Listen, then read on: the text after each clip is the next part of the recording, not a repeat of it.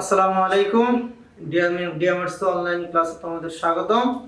আমি মোহাম্মদ গোলাম মাওলা, সহকারী অধ্যাপক, ব্যবসা সংগঠন ও ব্যবস্থাপনা। আসলে করোনা পরিস্থিতির কারণে আমাদের এইভাবে ক্লাস নিতে হচ্ছে। আর আমি তোমাদের ব্যবসা সংগঠনের ব্যবস্থাপনা দ্বিতীয় পত্রের যে 10টা অধ্যায় আছে, এর মধ্যে দ্বিতীয় অধ্যায় অর্থাৎ ব্যবস্থাপনা নীতি অধ্যায়টা আজকে ক্লাস আলোচনা করব। ব্যবস্থাপনা নীতি সম্পর্কে আলোচনা করার আগে আমাকে জানতে হবে নীতি কি। নীতি হচ্ছে নির্দিষ্ট কিছু নিয়ম কানুন যা মেনে চললে ব্যক্তি, পরিবার, সমাজ, রাষ্ট্র সবারই চলাফেরা করতে সুবিধা হয়। আর এই নিয়ম নীতি না মেনে চললে সবার পক্ষেই কোনো কাজ সঠিকভাবে করা সম্ভবপর হয় না। যেমন বর্তমান সময়ে যে পরিস্থিতি চলতেছে, সরকার কিছু নিয়ম বেঁধে দিয়েছে মানুষকে। তো এই নিয়মগুলি যদি মানুষ মেনে চলে, তো সরকারের চিন্তা ভাবনা অনুযায়ী হয়তোবা পরিস্থিতি কিছুটা স্বাভাবিক হবে। তো যাই হোক, হয়তোবা আমাদের গাফলতির কারণে আমরা এই নিয়ম নীতিগুলি না মেনে চলার কারণে হয়তোবা আমাদের এই পরিস্থিতি আরো জটিল হয়ে গেছে। তো ব্যবস্থাপনা নীতি কি? ব্যবস্থাপনা নীতি হচ্ছে এরকম: ব্যবস্থাপনা কর্মকাণ্ডগুলো পরিচালনা করতে কিছু নিয়মকানুন রয়েছে, যে নিয়মকানুনগুলি মেনে চললে ব্যবস্থাপনার কাজ সঠিকভাবে সম্পাদন করা সহজ হয়। যেমন একজন ব্যবস্থাপক প্রতিদিন সকালে অফিসে আসেন, বিকালবেলা অফিস থেকে বের হন। এই সকালে আসা থেকে এবং বিকালে যাওয়ার মধ্যে কর্মীরা কিভাবে কাজ করবে, কখন কাজ করবে, কার অধীনস্থ হয়ে কাজ করবে, এই বিষয়গুলি ব্যবস্থাপক নির্ধারণ করে দেন। অধস্তনরা যদি ব্যবস্থাপকদের এই নিয়ম নীতিগুলি মেনে তাদের কর্মকাণ্ড পরিচালনা করে, তাহলে তাদের পক্ষে কাজ করা সহজ হয়, প্রতিষ্ঠানের কাজ সঠিকভাবে বাস্তবায়িত হয়। ব্যবস্থাপনার প্রথম টপিক হচ্ছে ব্যবস্থাপনার নীতি। ব্যবস্থাপনা নীতি চ্যাপ্টারের প্রথম টপিক হচ্ছে ব্যবস্থাপনা নীতি। তো যাই হোক, ব্যবস্থাপনা নীতি সম্পর্কে আলোচনা করার পর ব্যবস্থাপনা নীতিসমূহ আসতেছে। ব্যবস্থাপনা নীতিসমূহ সম্পর্কে অভিমত ব্যক্ত করেছেন আধুনিক ব্যবস্থাপনার জনক হেনরি ফেল। 1916 সালে তার the administration industrial and general গ্রন্থে মোট 14টি নীতি উপস্থাপন করেছেন। এর মধ্যে অন্যতম নীতিগুলো হচ্ছে কার্যবিভাজনের নীতি, কর্তৃত্ব দায়িত্ব সংঘাতিকরণের নীতি, নিয়মানুবর্তিতার নীতি। কার্যবিভাজনের নীতি। কার্যবিভাজন কি? কার্যবিভাজনের আরো একাধিক নাম রয়েছে। এর মধ্যে আরেকটা নাম হচ্ছে শ্রম বিভাজন বা কর্মণি বিভাজন। কার্যবিভাজন মানে কাজগুলোকে বিভিন্ন ভাগে ভাগ করে দেওয়া। যেমন একটি প্রতিষ্ঠানে বিভিন্ন ধরনের কাজ থাকে, উৎপাদন থাকে, ক্রয় থাকে, বিক্রয় থাকে, এভাবে বিভিন্ন ধরনের কাজ থাকে। একজন ব্যবস্থাপকের উচিত তার প্রতিষ্ঠানের কাজগুলোকে বিভিন্ন ভাগে ভাগ করে দেওয়া। যিনি উৎপাদন বিভাগে কাজ করবেন তাকে শুধু উৎপাদন বিভাগের কাজ করতে হবে, যিনি ক্রয় বিভাগের কাজ করবেন তাকে শুধু ক্রয় বিভাগের কাজ করতে হবে, যিনি বিক্রয় বিভাগের কাজ করবেন তাকে শুধু বিক্রয় বিভাগের কাজ করতে হবে, যিনি অর্থ বিভাগের কাজ করবেন তাকে শুধু অর্থ বিভাগের কাজ করতে হবে। এভাবে প্রত্যেকটা কাজগুলোকে বিভিন্ন ভাগে ভাগ করার নাম হচ্ছে কার্যবিভাজনের নীতি। কার্যবিভাজন যদি করা না হয়, তাহলে প্রতিষ্ঠান কখনোই সঠিকভাবে তার কাজ বাস্তবায়ন করতে পারবে না।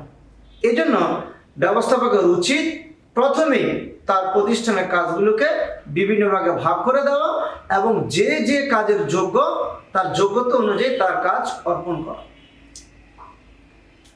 2 নম্বর, কর্তৃত্ব ও দায়িত্বের সমতা রক্ষণের নীতি। হেনরি ফেল মনে করেন একজন কর্মীকে যখন কর্তৃত্ব দেওয়া হবে, তার সমপরিমাণ দায়িত্ব দিতে হবে। কর্তৃত্ব কি? কর্তৃত্ব হচ্ছে আদেশ দানের অধিকার। একজন ব্যবস্থাপক তার অধস্তনদেরকে আদেশ দিবেন, এটা তার কর্তৃত্ব। আর দায়িত্ব কি? যে আদেশটা দিবেন, যে কাজটা করার জন্য নির্দেশ দিবেন, সে কাজটা বুঝে নেওয়ার বা আদায় করে নেওয়ার নাম হচ্ছে দায়িত্ব, জবাবদিহিতা। এখন একজন কর্মীকে কর্তৃত্ব দেওয়া হলো কিন্তু দায়িত্ব দেওয়া হলো না, তার পক্ষে কখনো অধস্তনদের কাছ থেকে কাজটা আদায় করে নেওয়া সম্ভবপর হবে না। আবার দায়িত্ব দিল, কর্তৃত্ব দিল না, কাজ আদায় করবে, কিন্তু কর্তৃত্ব দেওয়া নেওয়ার কারণে অধস্তনরা সঠিকভাবে কাজ করবে না। আবার কর্তৃত্ব বেশি দেওয়া হইলো, দায়িত্ব দেওয়া হইলো না, সেক্ষেত্রে সে কর্তৃত্ব বেশি দিলে কর্তৃত্ব বলে সে অধস্তনদেরকে অতিরিক্ত চাপ প্রয়োগ করবে, সেক্ষেত্রে সমস্যার সৃষ্টি হবে। এই জন্য হেনরি ফেল মনে করেন একটি প্রতিষ্ঠানের কর্মীদের যখন কর্তৃত্ব দেওয়া হবে তাকে সম পরিমাণ দায়িত্ব দিতে হবে। এক্সাম্পল হিসেবে বলতে পারি, অনেক ক্ষেত্রে দেখা যায় পিতা তার বড় ছেলেকে ছোট ছেলেকে পড়ানোর দায়িত্ব দেয়, কর্তৃত্ব দেয়।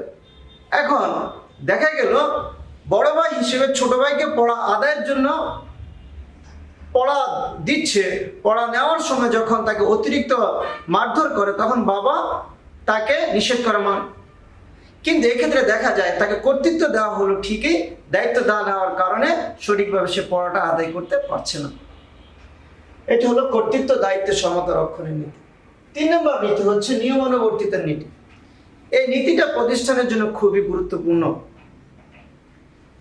নিয়মানুবর্তিতার নীতির মূল কথা হচ্ছে একজন ব্যবস্থাপক প্রতিষ্ঠানের জন্য উত্তম নিয়ম নীতি নির্ধারণ করবে, আর অধস্তনদের দায়িত্ব হচ্ছে ব্যবস্থাপকের দেওয়া এই নিয়ম নীতি অনুসারে কাজ করে নিবে।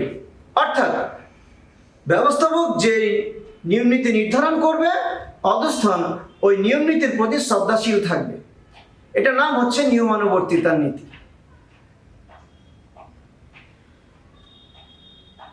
তারপরে 4 নম্বর হচ্ছে আদেশের ঐক্য নীতি।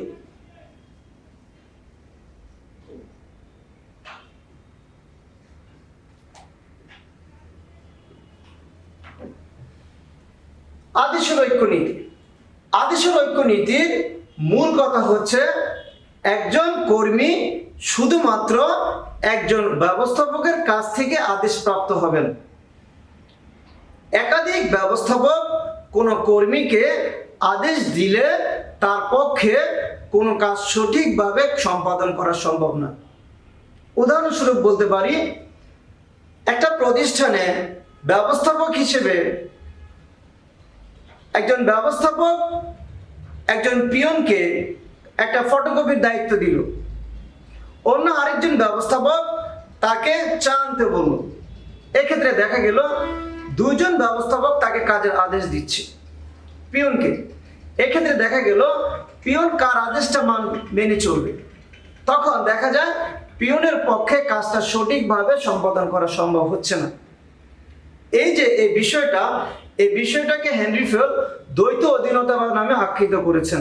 কিন্তু হেনরি ফেল মনে করেন এই দ্বৈত অধীনতা প্রতিষ্ঠানে পরিহার করা উচিত। কেন?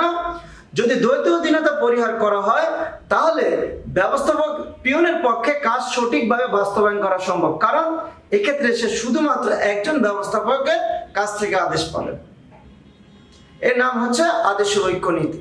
তাহলে আমরা আজকের ক্লাসে যে বিষয়গুলি দেখলাম, হেনরি ফেল ব্যবস্থাপনা 14টি নীতির কথা বলেছেন।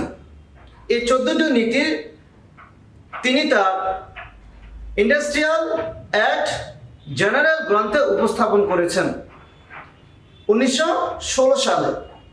তিনি তার এই গ্রন্থে যে 14টি নীতি উল্লেখ করেছেন, এর মধ্যে অন্যতম আজকে যে নীতিগুলো আলোচনা করতেছি সেটা হচ্ছে কার্য বিভাজনের নীতি, কর্তৃত্ব দায়িত্ব সমতা রক্ষণের নীতি, নিয়মানুবর্তিতার নীতি, আদেশের ঐক্য নীতি। কার্য বিভাজনের নীতির মূল কথা হচ্ছে কাজগুলোকে বিভিন্ন ভাগে ভাগ করে দেওয়া, যেমন উৎপাদন বিভাগ, বিক্রয় বিভাগ, ক্রয় বিভাগ, অর্থ বিভাগ, এভাবে প্রশাসনিক বিভাগ, প্রত্যেকটা বিভাগকে বিভিন্ন ভাগে ভাগ করে দেওয়ার নাম হচ্ছে কার্য বিভাজনের নীতি। উদ্দীপকে চেনা যাবে কিভাবে এই কার্য বিভাজনের নীতিটা? উদ্দীপকে চেনা যাবে মিস্টার এক্স একটি প্রতিষ্ঠানের মহাব্যবস্থাপক। তিনি তার প্রতিষ্ঠানের কাজগুলিকে উৎপাদন, ক্রয়, বিক্রয় এভাবে বিভিন্ন ভাগে ভাগ করেছেন। প্রশ্ন হবে এভাবে, উদ্দীপকে মিস্টার এক্স এর কাজটি কোন নীতির সাথে সামঞ্জস্যপূর্ণ? এক্ষেত্রে যেহেতু তিনি ক্রয় বিভাগ, বিক্রয় বিভাগ, অর্থ বিভাগ এভাবে বিভিন্ন ভাগে ভাগ করেছেন, সেক্ষেত্রে বলা যায় এটি হচ্ছে কার্য বিভাজনের নীতি। 2 নম্বর পয়েন্ট হচ্ছে কর্তৃত্ব দায়িত্বের সমতা রক্ষণের নীতি। কর্তৃত্ব দায়িত্ব সমতা রক্ষণের নীতির মূল কথা হচ্ছে একজন কর্মীকে কর্তৃত্ব প্রদানের পাশাপাশি সমপরিমাণ দায়িত্ব প্রদান করতে হবে, যেন সে যে পরিমাণ কাজে আদেশ দিবে ঠিক একইভাবে তার ফিডব্যাক অর্থাৎ কাজটা আদায় করে নিতে পারবে। 3 নম্বর পয়েন্ট হচ্ছে নিয়মানুবর্তিতার নীতি। এই নীতির মূল কথা হচ্ছে প্রতিষ্ঠানের জন্য উত্তম নিয়ম নীতি নির্ধারণ করা, কেন? যেন অধস্তনরা এই নিয়ম নীতির প্রতি শ্রদ্ধাশীল থাকে এবং সঠিকভাবে তার কাজটা পালন করতে পারে। 4 নম্বর হচ্ছে আদেশের ঐক্য নীতি। আদেশের ঐক্য নীতির মূল কথা হচ্ছে একজন পিয়নকে শুধুমাত্র একজন ব্যবস্থাপককে আদেশ দিতে পারবে, একাধিক ব্যবস্থাপক আদেশ দিতে পারবে না। কেন? এতে করে তার পক্ষে কাজ সুন্দরভাবে সম্পাদন করা সম্ভব হবে না। এক্সাম্পল হিসেবে বলা যায় উদ্দীপকে কিভাবে চেনা যাবে। মিস্টার এক্স একটি প্রতিষ্ঠানের পিয়ন, তাকে প্রতিষ্ঠানের ব্যবস্থাপক চা আনতে পাঠালেন, অপরদিকে অন্য একজন ব্যবস্থাপক ফটোকপি করতে পাঠালেন। এতে করে প্রশ্ন হবে উদ্দীপকে ব্যবস্থাপনার কোন নীতিটি লঙ্ঘিত হয়েছে অর্থাৎ অমান্য করা হয়েছে। এক্ষেত্রে অ্যান্সার হবে একটাই, সেটা হচ্ছে আদেশের ঐক্য নীতি। তো যাই হোক, আজকের ক্লাসে উদ্দীপক সহ এই 4টা পয়েন্ট আলোচনা করা হলো। বাকি ক্লাসে বাকি পয়েন্টগুলো ইনশাআল্লাহ আলোচিত হবে।